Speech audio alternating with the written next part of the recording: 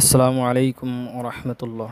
সম্মানিত এভরিওয়ান, বিকালে যমুনা নদীর পাড়ে ঘুরতে এসে ভয়ঙ্কর একটি দৃশ্য দেখলাম। মানুষ যে এতটা নিচে নামতে পারে এটা না দেখলে তা বুঝতাম না। অপরের ক্ষতি করার জন্য কিভাবে তারা এরকম জাদুটোনা কুফরি কালাম করতে পারে। তো চলেন শেষ পর্যন্ত আমরা দেখি এর ভিতরে কি আছে। দেখে দেখে ছবিটা দেখে কাঠমোটা উপরে নিয়ে আসেন, উপরে নিয়ে আসেন, উপরে নিয়ে আসেন, ওটি ফেলান, ওটি ফেলে কাটেন দেখি, পাশিনটা কাটেন।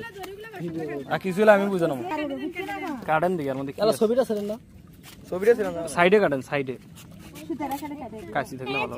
কাশিটা ছিল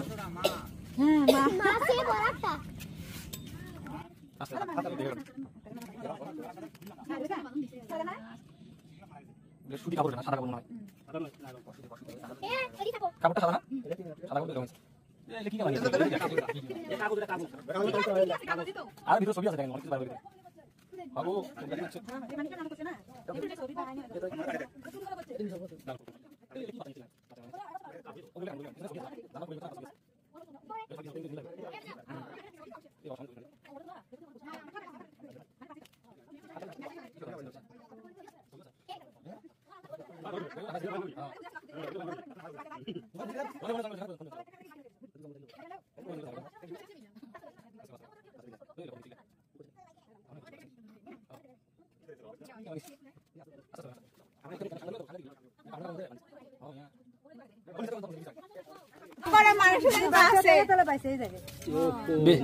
বেশি দিনের নয়, এটা বেশি দিনের নয়, এই 1 মাস 1-1.5 মাস হবে।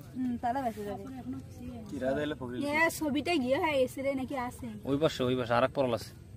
মানুষ আমার ভাসবে গো আল্লাহ গো, নালে কি হয় বগরালি করে নদী বসিয়ে দিছি। এলা বুঝলাম।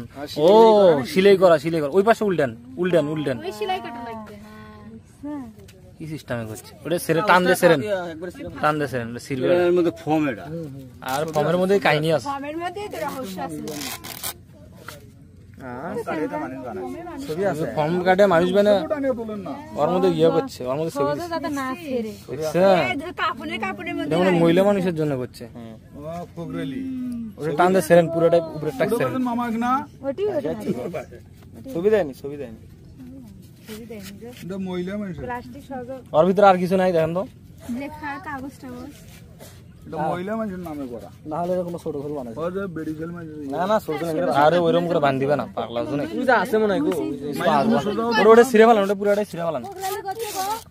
কর হেলা শেষই তো এখন নদী বসে তো ওই যে ওই কাপড়টা ওঠেন দেখি, এটা আরেকটা কাপড় আছে। হ্যাঁ দেখছো কয়টা ওই কাপড়গুলো দিয়ে লেখা হয়েছিল মনে হয়, এগুলো পানিতে মিশে গেছে। মিশে গেছে। নাই মিশে গেছে। বাসে গেল। আচ্ছা এখানে কি জানি লেখা, এটা মূলত কারো ক্ষতি করার জন্য কুফরি কালামের মাধ্যমে এইভাবে বানিয়ে এটা নদীতে ফেলে দেয়। আল্লাহ আমাদের সকলকে হেফাজত করুন, আমিন।